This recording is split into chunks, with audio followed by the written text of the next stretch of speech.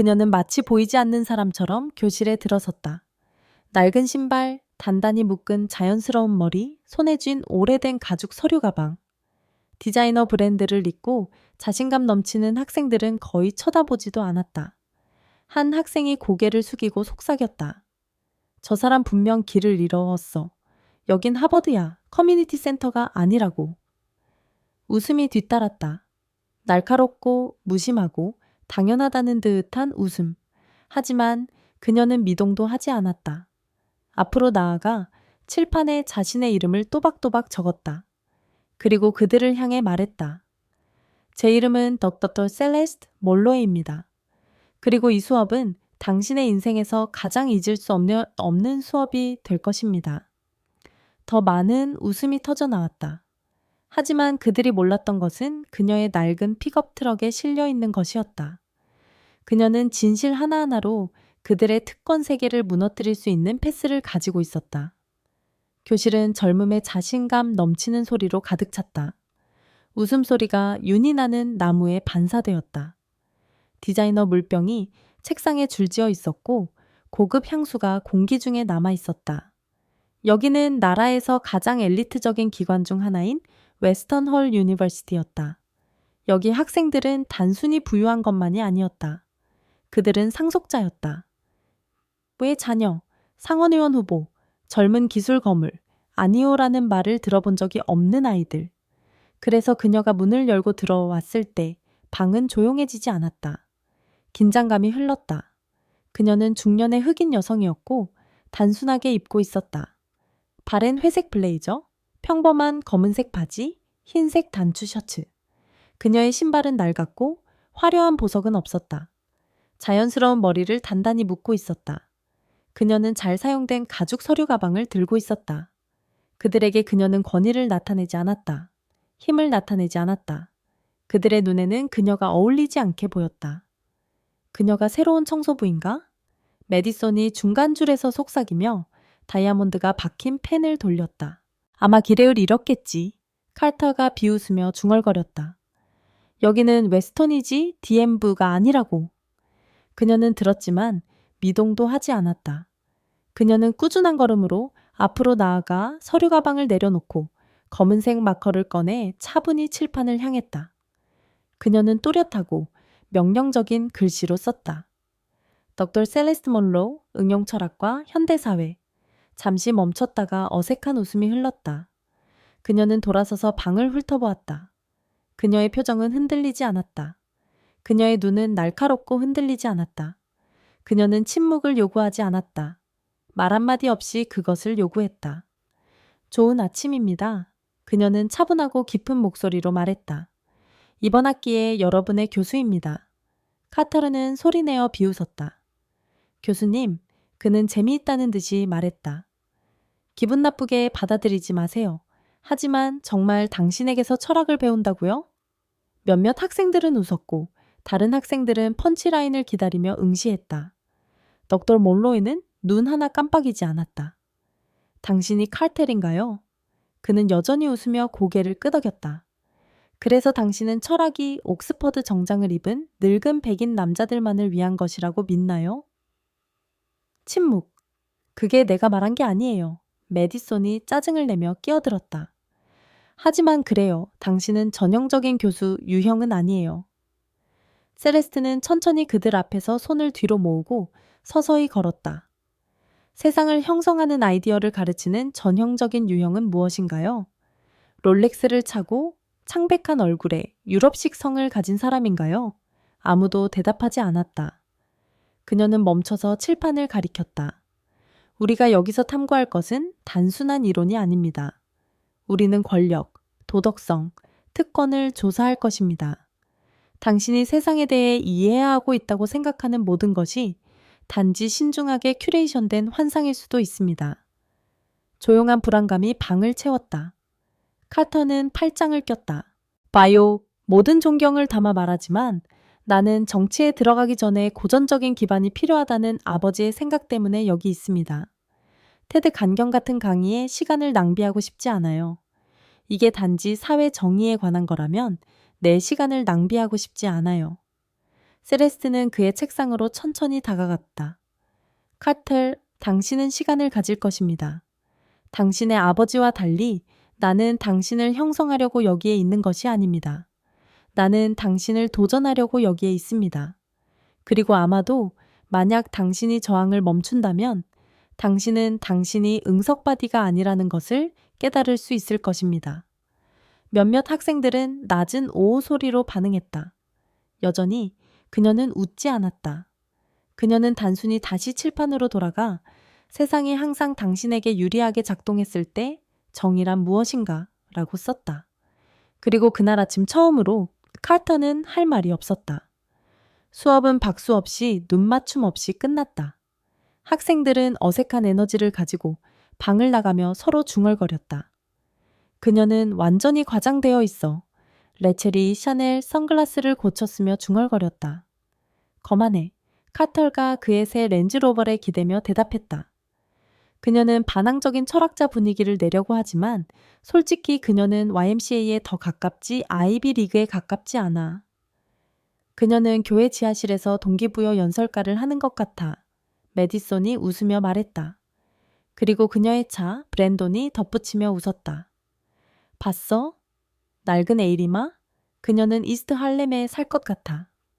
그들은 모두 웃었다. 아무도 인정할 수 없었지만 그들은 동요했다. 덕돌 몰로이는 단순히 나타난 것이 아니었다. 그녀는 목소리를 높이지 않고 그들의 세계를 흔들었다. 그리고 그것이 그들을 두렵게 했다. 멀리서 셀레스테는 나무 아래에서 팔짱을 끼고 그들을 지켜보았다. 그녀는 그들이 무슨 말을 하고 있는지 들을 필요가 없었다. 그녀는 이 상황을 너무나 많이 경험했다. 더 이상 상처받지 않았다. 그것이 그녀를 자극했다. 다음 수업, 그녀는 같은 옷을 입고 나타났다.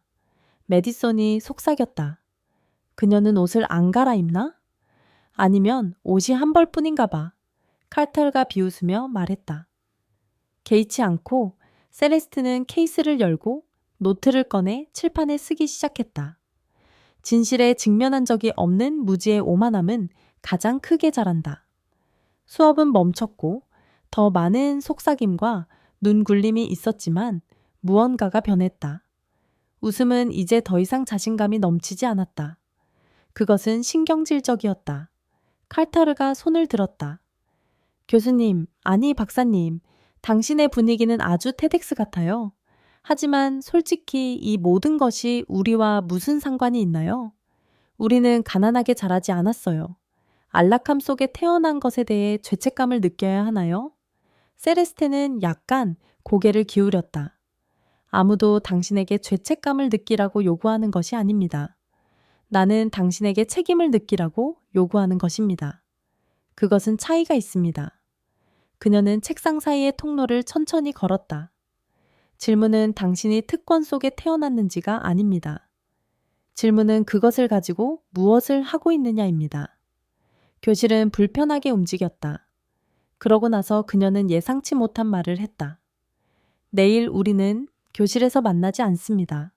더러워져도 상관없는 옷을 입으세요. 우리는 캠퍼스를 떠날 것입니다. 속삭임이 공기를 가득 채웠다. 이게 현장학습인가요? 카터가 반쯤 웃으며 물었다. 아니요. 셀레스테가 말했다. 이것은 당신의 법을 밖의 현실입니다. 뭐? 당신이 자란 곳으로 우리를 데려가려는 건가요? 그가 도전적으로 말했다. 그녀는 그를 차분하게 내려다보았다. 아마도요. 아니면 당신이 진정으로 태어난 곳을 보여줄지도 모르죠. 벨이 울렸다. 그들이 나가면서 웃음이 돌아왔다. 하지만 이제는 강제적이고 신경질적이었다. 그녀는 미쳤어. 메디손이 속삭였다. 우리 쓰레기장에 끌고 가려고 할 거야? 하지만 카터는 턱을 꽉 물었다. 나는 갈 거야. 그녀를 믿어서가 아니라 그녀가 생각하는 것만큼 인상적이지 않다라는 것을 증명하기 위해서. 그들 중 아무도 몰랐던 것은 그녀가 그들을 감명시키려는 것이 아니라 그들의 내부부터 다시 세우려는 것이었다. 다음 날 아침 학생들은 메인 빌딩 앞에 모였다. 디자이너 운동복, 깨끗한 운동화, 비싼 선글라스를 입고 있었다. 여전히 웃음이 있었고 여전히 냉소적이었지만 그 아래에는 불확실함이 서서히 스며들고 있었다. 그들은 무엇에 직면하고 있는지 확신하지 못했다. 그러다 주차장에서 엔진 소리가 들렸다. 셀레스트는 낡고 바랜 갈색 픽업 트럭을 타고 도착했다. 페인트는 긁혔고 보닛은 찌그러졌으며 배기구는 천식이 있는 것처럼 기침을 했다. 그녀는 학생들 앞에 천천히 주차하고 말없이 트렁크를 열었다.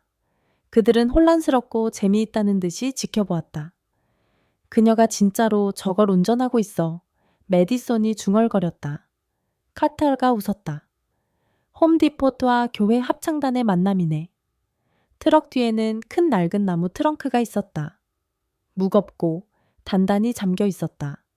그 옆에는 오래된 파일 상자, 다른 책, 작업용 장갑, 말려진 방수포가 있었다. 셀레스트는 그 옆에 서서 차분한 눈빛을 보냈다. 오늘 그녀는 말했다. 우리는 다른 종류의 현장 학습을 할 것입니다. 이것은 당신의 코스 카탈로그에서 찾을 수 없습니다. 기업 투어도 박물관 가이드도 없습니다. 오늘 내가 보여줄 것은 목숨을 걸고 얻은 것입니다. 그리고 이것은 비유적으로 말하는 것이 아닙니다. 레이첼은 회의적인 눈썹을 치켜 올렸다. 무슨 뜻인가요? 생명을 앗아간다고? 두고 봐. 셀레스트는 트럭에 올라탔다. 학생들은 그녀 뒤로 차에 올라탔다.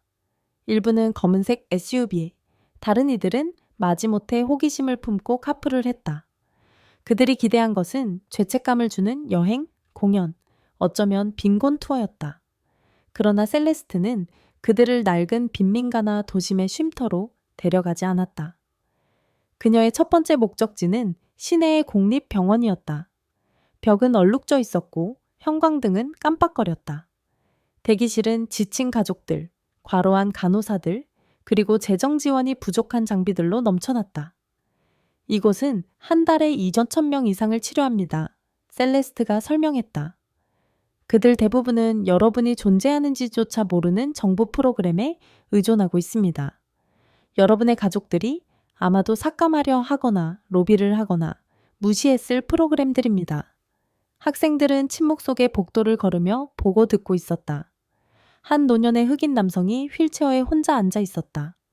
젊은 라티나 어머니는 아픈 아기를 안고 있었다. 간호사들은 재사용되고 재고가 부족한 물품 카트를 밀고 다녔다. 그 후 그들은 낡은 책상, 오래된 교과서, 콘크리트로 된 놀이터가 있는 학교를 방문했다. 깨진 안경과 삐뚤어진 이를 가진 어린 소년이 카터에게 달려왔다. TV에 나오세요? 그는 물었다. 부자처럼 보여요. 카터는 억지로 웃었다. 그런 셈이지. 소년은 웃었다. 우리 교실에는 와이파이가 없지만 선생님이 열심히 공부하면 성공할 거라고 하셨어요. 카터는 눈을 깜빡였다. 그의 목이 메었다. 메디슨은 남은 방문 동안 눈을 마주치지 않았다. 그들이 캠퍼스로 돌아왔을 때 아무도 말을 하지 않았다. 셀레스트는 전에 주차했던 교수 주차장에 차를 세웠다. 트럭은 멈췄다. 그녀는 나와 트렁크를 열고 나무 상자를 들어 올렸다. 도움을 받아 그것을 그룹의 중심으로 끌고 갔다. 학생들은 그것을 둘러싸고 모여서 웃어야 할지 가까이 다가가야 할지 확신하지 못했다. 그녀는 그들을 마주했다. 내 차를 비웃었지. 내 옷을 비웃었지. 나를 비웃었지. 내가 너희와 다르게 보인다고 해서 가치 없다고 여겼지. 그녀는 카터를 향해 돌았다. 열어봐. 그는 망설였다. 열쇠가 그의 손에 무겁게 느껴졌다. 금속성의 딸깍 소리와 함께 첫 번째 자물쇠가 풀렸다. 두 번째도 이어졌다. 그는 천천히 뚜껑을 열었다. 안에는 깔끔하게 정리된 파일, 사진, 상장, 문서들이 있었다. 금박으로 새겨진 두꺼운 책 위에 나사 엠블럼이 있는 접힌 미국 국기가 놓여 있었다. 복잡한 시스템 최적화, by Dr. 셀레스트 몬로. 그는 얼어붙었다. 메디슨은 숨을 죽였다. 레이첼은 앞으로 몸을 기울였다. 브랜드는 속삭였다. 이거 진짜야? 셀레스트는 가만히 서 있었다. 이건 진짜야 내 것이기도 해. 아무도 교실로 돌아가면서 말을 하지 않았다. 그들은 방금 본 것을 처리할 수 없었던 사람들처럼 뻣뻣한 움직임으로 자리로 돌아갔다. 카터는 침묵 속에 앉았다. 레이첼은 자꾸 문 쪽을 힐끗거렸다. 브랜드는 이번 학기 처음으로 공책을 펴고 펜을 들었다. 메디스는 그저 작아 보였다. 셀레스트가 마지막으로 들어왔다. 서류 가방 없이 단지 나무 상자만을 앞에 조심스럽게 놓았다. 그녀는 프로젝터를 켜고 한 문장을 띄웠다. 세상이 너의 존재를 부정할 때 두 가지 선택지가 있다. 침묵을 받아들이거나 목소리를 눈사태로 만드는 것. 그녀는 반을 향해 돌아섰다. 오늘 너희는 내 이야기의 일부를 봤어. 하지만 아주 분명히 설명할게. 내 과거는 특별하지 않아. 특별한 건 내가 그것을 견뎌냈다는 거야. 그녀는 상자로 걸어가 더 많은 물건들을 꺼냈다. 이건 내 나사 보안 배지의 복사본이야. 이건 국방부의 추천서야. 이건 내가 만나본 가장 뛰어난 시스템 사상가라고 말한 노벨상 수상자의 추천서야. 그리고 이건 그녀는 먼지가 묻은 메달을 들었다. 이건 우리 엄마의 것이야. 그녀는 42년 동안 집을 청소했고 휴가를 가지 않았으며 첫 학기 등록금을 팁과 명절 남은 음식으로 냈어. 침묵. 이걸 보여준 이유는 너희를 감동시키려는 게 아니야. 너희가 회복력이 어떤 것인지 이해할 필요가 있기 때문이야. SNS에 올리는 그런 게 아니라 피가 나는 그런 회복력. 카터가 마침내 입을 열었다. 그의 목소리는 낮았다. 왜 첫날에 그냥 말하지 않았어요? 셀레스트는 그를 향해 돌았다. 왜냐하면 내가 너에게 존중받기 위해 증명할 필요가 없어야 하기 때문이야. 그녀의 말은 공기를 칼처럼 가르며 지나갔다. 나는 너희가 먼저 너희 자신을 드러내길 원했어. 그리고 너희는 그랬어. 그녀는 잠시 멈췄다. 명확히 할게. 너희는 시험에 실패한 게 아니야. 인류에 실패한 거야. 너희는 조용함을 약함으로, 단순함을 어리석음으로, 겸손함을 힘이 없는 것으로 착각했어. 그녀는 칠판으로 걸어가서 썼다. 더 위험한 것은 무엇인가? 오만한 바보인가? 아니면 예상치 못한 현명한 여자인가? 그리고 그녀는 카터를 보았다. 토론을 원했지? 좋아, 토론하자. 그는 곧게 앉았다. 정말요? 그래, 하지만 내가 주제를 정해. 더 위험한 것은 무엇인가? 오만한 무지인가? 아니면 조용한 지혜인가? 방은 죽은 듯 조용해졌다. 브랜드는 숨을 멈췄다. 메디슨의 눈이 커졌다. 카터는 힘겹게 침을 삼키고 고개를 끄덕였다. 좋아요. 셀레스트는 한번 고개를 끄덕였다. 수업 끝. 아무도 한동안 움직이지 않았다. 왜냐하면 처음으로 그들은 이것이 더 이상 철학에 관한 것이 아님을 깨달았기 때문이다. 그날 밤 카터와 그의 무리는 캠퍼스 카페에 모였다. 여름 별장과 요트 파티에 대해 자랑하던 그곳에서 이번에는 농담도 웃음도 없었다. 그저 무겁고 어색한 침묵만이 있었다. 그녀가 모든 것을 계획했어. 카터가 마침내 중얼거리며 손대지 않은 커피를 바라보았다. 모든 말, 모든 순간, 우리를 바보로 만들려는 것이었거나 무언가를 가르치려는 것이었어. 브랜든이 조용히 말했다. 메디슨은 눈을 굴렸다. 너희는 그것에 넘어가고 있는 거야. 그 나무 상자? 다 짜여진 것 같지 않았어? 그 문서들이 가짜라면? 누가 먼지 쌓인 상자를 사실 확인하겠어? 미국 정부가 나사 자격증을 가짜로 만들 거라고 생각해? 브랜든이 날카롭게 말했다. 로키드 마틴이 계약을 장난으로 줄 거라고 생각해? 그녀는 진짜야. 그리고 우리는 그녀를 농담으로 취급했어. 카터는 대답하지 않았지만 속으로는 끓어올랐다. 죄책감이 아니라 상처받은 자존심으로.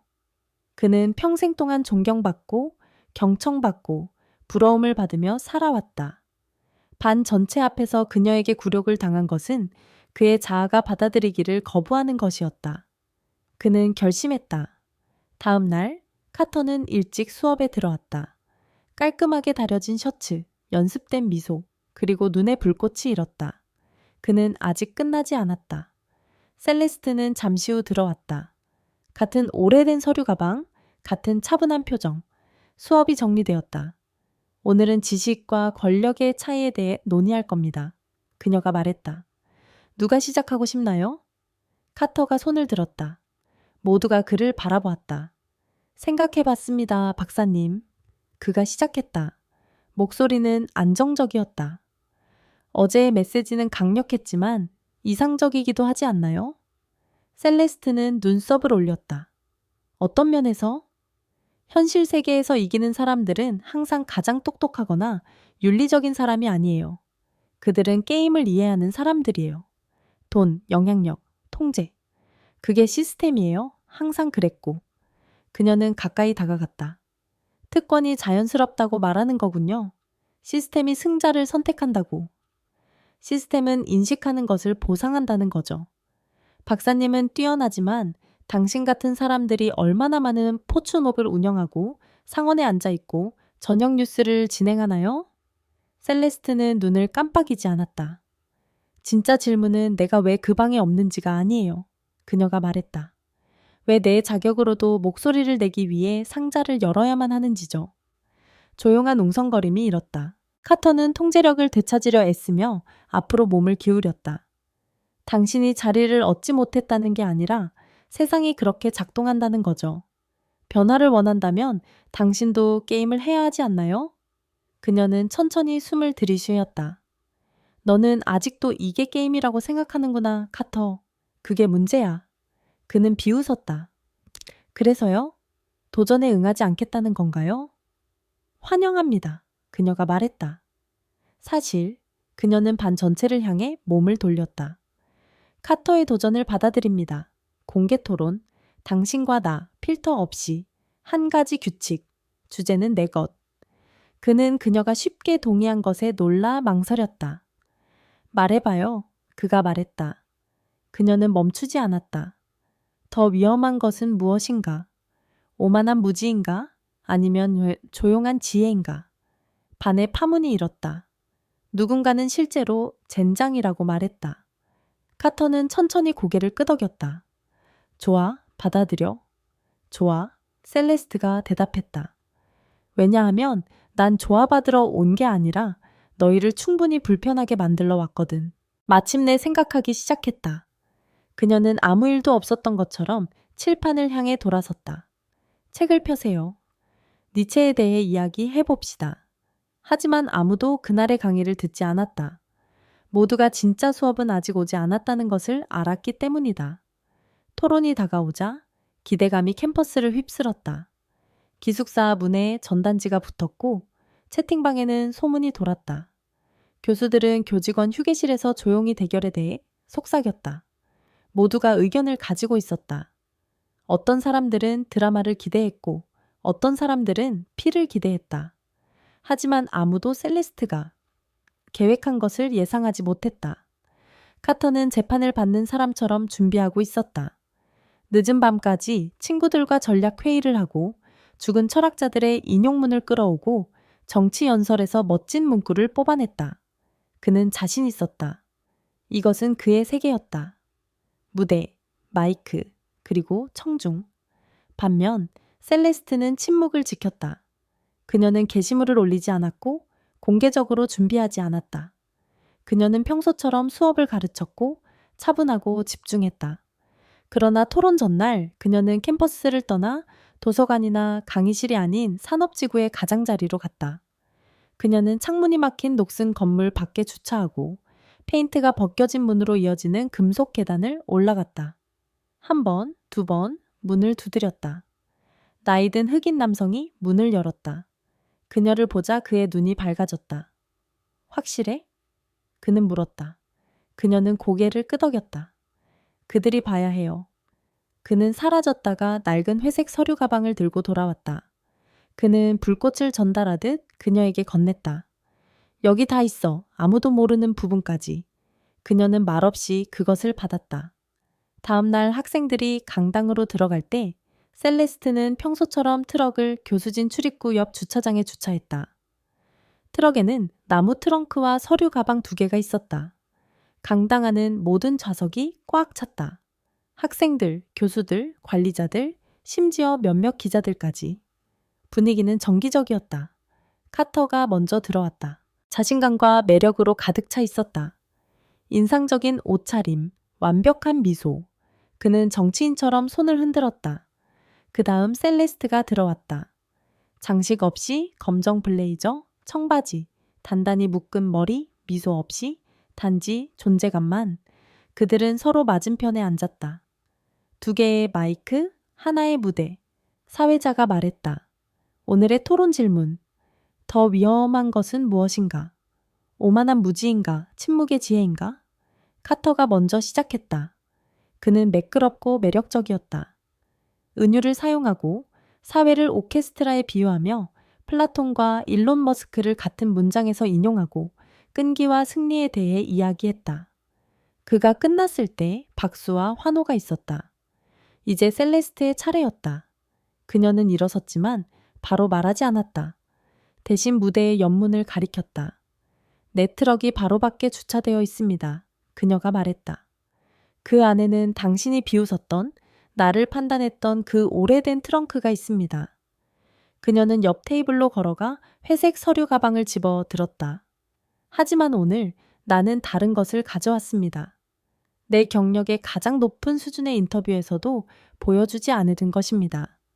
그녀는 천천히 가방을 열었다. 안에는 국방부의 봉인이 찍힌 접힌 편지가 있었다.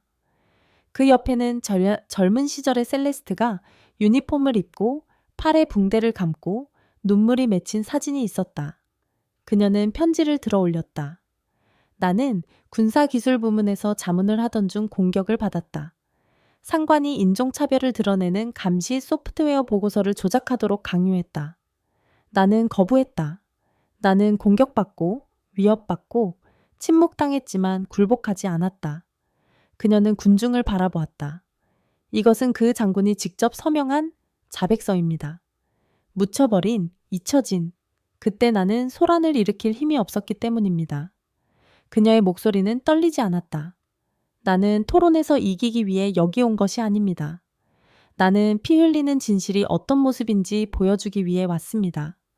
당신은 내 침묵을 약함으로 착각했습니다. 하지만 진실은 나는 결코 말하기를 멈추지 않았다는 것입니다. 당신이 듣는 법을 배우지 못했을 뿐입니다. 아무도 박수를 치지 않았다. 아무도 움직이지 않았다. 왜냐하면 깊은 곳에서 모두가 느꼈기 때문이다. 그녀는 단지 문서를 가져온 것이 아니었다. 그녀는 진실을 가져왔다. 그리고 그것은 카터가 한 어떤 말보다 강력했다. 강당은 공기가 두꺼워진 것처럼 고요했다. 기침소리 하나, 속삭임 하나 없이 그냥 침묵.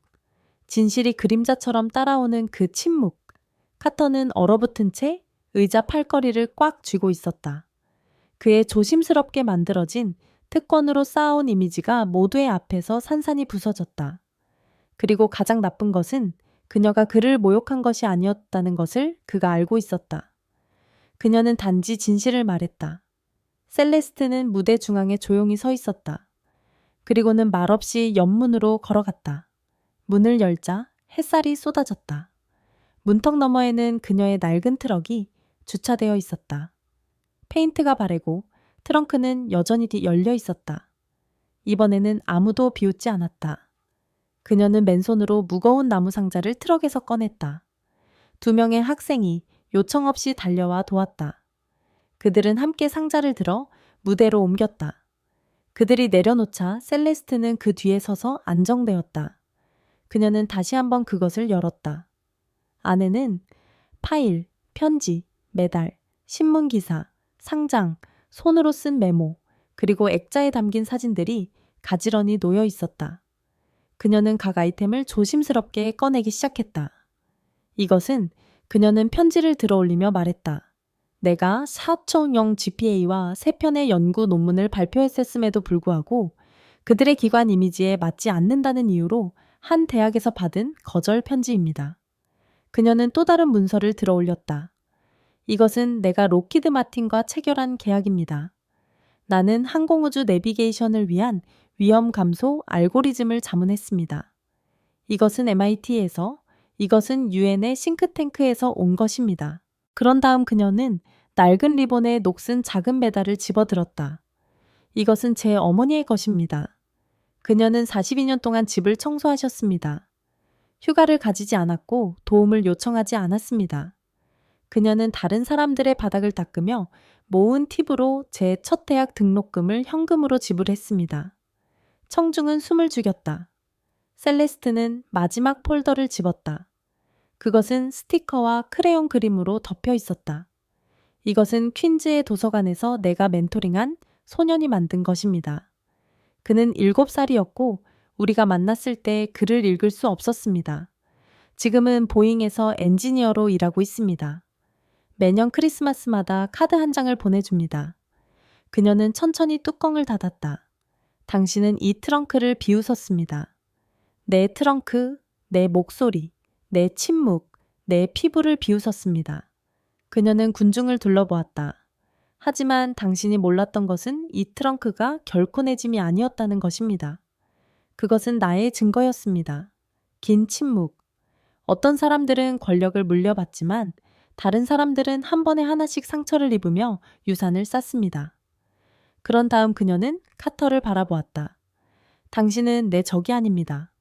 당신은 나의 거울입니다. 당신은 농담, 판단, 침묵 속에서 닫힌 문을 사용하여 나 같은 사람들을 외부에 두는 시스템을 반영합니다. 그는 눈을 크게 뜨고 텅 빈 채로 그녀를 바라보았다. 당신은 내가 재미있어서 웃은 것이 아닙니다. 진실이 불편하게 만들어서 웃었습니다. 그래서 여기에 있습니다. 당신이 나를 좋아하게 만들려는 것이 아니라 나를 보게 만들려는 것입니다. 그녀는 트렁크를 닫고 뒤로 물러났다. 박수도 움직임도 없이 그냥 침묵. 그리고 처음으로 그들은 단지 듣는 것이 아니라 배우고 있었다. 토론 후 캠퍼스의 공기는 달랐다. 더 조용하고 더 무거워졌다. 신성한 무언가가 부서져 남겨진 것처럼.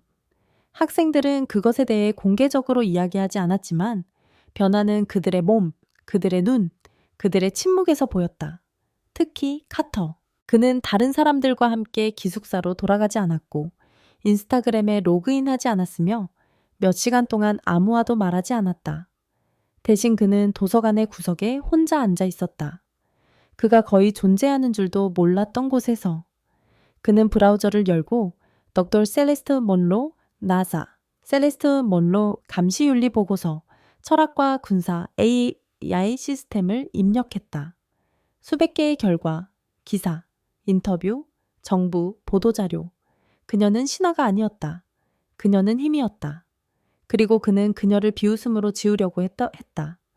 메디슨은 방에 틀어박혀 메이크업을 지우고 마지막 6개의 게시물을 삭제하고 침대에 누워 천장을 바라보았다. 처음으로 그녀는 자신의 웃음 뒤에 숨을 수 없었다. 레이첼은 토론 영상을 다시 보고 또 다시 보고 멈추고 재생했다. 그녀의 가슴이 답답했다. 손이 떨렸다. 그녀는 휴대폰을 열고 생각 없이 메시지를 작성했다. 덕터 먼로, 감사합니다. 우리는 당신을 받을 자격이 없었지만 당신은 여전히 우리에게 모든 것을 주셨습니다. 셀레스트는 답장을 보내지 않았지만 그 메시지를 읽었다. 브랜든만이 그녀에게 직접 다가갔다. 그는 철학관 밖 벤치에 혼자 앉아있는 그녀를 찾았다. 나무가지가 그늘을 들이우듯 넓게 펼쳐진 나무 아래에서. 앉아도 될까요? 그가 물었다. 그녀는 고개를 끄덕였다. 그들은 잠시 침묵 속에 앉아있다가 그가 말했다. 나는 세상을 이해했다고 생각했어요. 그는 말했다. 부모님은 항상 우리가 운이 좋다고 말씀하셨지만 그것이 우리를 더 나은 사람으로 만들지는 않는다고 하셨죠. 하지만 나는 여전히 웃었어요. 조용히 있었어요. 따라갔어요. 셀레스트는 그를 바라보았다. 미안해, 그가 덧붙였다. 그녀는 부드럽게 숨을 내쉬었다. 사과는 과거를 바꾸지 못해요. 그녀가 말했다. 하지만 그 후의 침묵 속에서 당신이 무엇을 하는지가 미래를 바꿉니다. 그는 고개를 끄덕였다. 눈이 유리같이 반짝였다. 그 주 후반, 셀레스트는 수십 개의 메시지를 받았다. 어떤 것은 감사의 표시였고 어떤 것은 갈등의 표시였으며 단순히 이제 당신을 봅니다. 라고 말하는 것도 있었다. 하나가 눈에 띄었다. 대학 이사회에서 온 공식 이메일이었다. 우리는 다음 학기에 공평성과 윤리 강연 시리즈를 열기에 덕터 먼로를 초대하는 것을 영광으로 생각합니다. 또한 교실에서의 편견 사건에 대한 개입 부족에 대해 공개적으로 사과하고자 합니다. 셀레스트는 메시지를 읽고 노트북을 닫았다. 그녀는 아직 답장하지 않았다. 왜냐하면 그녀가 온 변화는 제도적이지 않았다. 그것은 인간적이었고 그녀는 이미 그것을 보기 시작했다. 브랜드는 매 수업 전에 커피를 가져오기 시작했다. 레이첼은 진짜 질문을 하며 손을 들었다. 메디슨은 놀랍게도 메이크업 없이 일찍 도착하기 시작했고 수업에서 나온 송을시 인용구로 가득한 일기를 들고 있었다. 카터는 여전히 조용했지만 이제는 앞줄에 앉아 듣고 있었다. 학기가 끝나가고 있었다. 하지만 교실은 그 어느 때보다 활기차게 느껴졌다. 더 시끄럽지는 않았지만 더 깊었다. 모든 시선은 더 많은 무게를 가지고 있었다. 모든 침묵은 의미가 있었다. 그들은 이제 단순히 강의를 듣는 것이 아니었다. 그들은 자신을 목격하고 있었다. 셀레스트는 변하지 않았다. 그녀는 여전히 같은 차분함, 같은 날카로운 눈, 같은 낡은 서류 가방을 들고 들어왔다. 하지만 트렁크 이후로 그녀의 존재는 다르게, 더 무겁게, 신성하게 느껴졌다. 마치 그녀가 말하는 모든 단어가 돌에 새겨진 곳에서 나온 것처럼. 카터는 이제 앞줄에 앉아 펜을 손에 들고 집중했다. 메디슨은 더 이상 메이크업을 하지 않았다. 그녀는 머리를 뒤로 묶고 오래된 나선형 노트북에 엉성하게 송글씨로 생각을 적어 나갔다. 레이첼은 셀레스트의 말을 중간에 확인하지 않았다. 이제 그녀는 단지 들었다. 브랜드는 언제나 조용했지만 이제는 두 잔의 커피를 들고 일찍 나타나기 시작했다. 하나는 그를 위해, 하나는 그녀를 위해. 그는 커피를 건넬 때 많은 말을 하지 않았다. 그럴 필요가 없었다. 어느 날 아침, 셀레스트는 10분 일찍 도착했다. 카터는 벌써 거기에 있었고 볼드윈 소설에 콜을 받고 있었다. 그녀는 그를 지나쳐 가다가 멈췄다. 볼드윈 좋아해요? 그녀가 물었다. 카터는 놀라서 고개를 들었다. 네, 그는 제가 생각조차 두려워하는 것을 말하는 것 같아요. 셀레스트는 고개를 끄덕였다. 그가 말했다. 당신의 고통과 마음의 상처가 세상의 역사에서 전례 없는 것이라고 생각하지만 그러고 나서 읽게 되죠. 그는 책을 부드럽게 닫았다. 나는 모든 것을 알고 있다고 생각했어요. 이제 거의 아무것도 모른다는 것을 깨닫고 있어요. 그녀는 대답하지 않았다. 그럴 필요가 없었다. 곧 교실은 나머지 학생들로 가득 찼다. 메디슨은 레이첼 옆에 앉았다. 브랜드는 한 번도 말한 적 없는 수줍은 2학년생을 위해 문을 열어주었다. 셀레스트는 교실 앞에 서서 칠판에 단어 하나를 썼다. 자유. 그런 다음 돌아섰다. 그것이 무엇을 의미한다고 생각하나요? 몇 초가 지나자 메디슨이 손을 들고 그녀의 목소리는 더 부드럽고 더 안정적이었다. 자유는 당신이 아닌 사람인 척할 필요가 없는 것입니다. 비록 그것이 당신이 좋아하지 않는다는 것을 의미하더라도 말이죠. 레이첼이 덧붙였다. 자유는 거울을 보고 움츠리지 않는 것입니다. 심지어 당신이 보는 것을 싫어할 때조차도. 그런 다음 카터가 조용히 말했다. 자유는 당신이 틀렸음을 인정하고 그럼에도 불구하고 성장하기로 선택하는 것입니다. 대화는 진화했다. 그들은 인종, 성별, 침묵, 죄책감, 두려움, 분노, 희망에 대해 이야기했다. 그것은 더 이상 교실이 아니었다. 그것은 고백실이었다. 특권이 방패가 아니라 마침내 그들이 기꺼이 짊어지려는 무게가 되었다. 끝이 가까워졌을 때 셀레스트는 책을 닫았다. 이곳을 떠나기 전에 이해돼야 할 것이 있습니다. 그녀가 말했다. 세상은 당신의 성이나 은행 계좌에 감명받지 않을 것입니다. 그것은 당신을 시험할 것입니다. 당신을 부수고 의문을 제기할 것입니다. 그리고 돈이 실패할 때, 그리고 그것은 실패할 것입니다. 남는 것은 인격입니다. 그녀는 다시 칠판으로 걸어가 굵은 글씨로 썼다. 반짝이는 모든 것이 금이 아니고 모든 금이 전시되어 있는 것은 아닙니다. 그들은 모두 그것을 적었다. 브랜든이 손을 들었다. 우리를 용서하시겠어요? 그가 물었다. 셀레스트는 그를 바라보았다. 당신에게 내 용서는 필요하지 않습니다. 그녀가 말했다.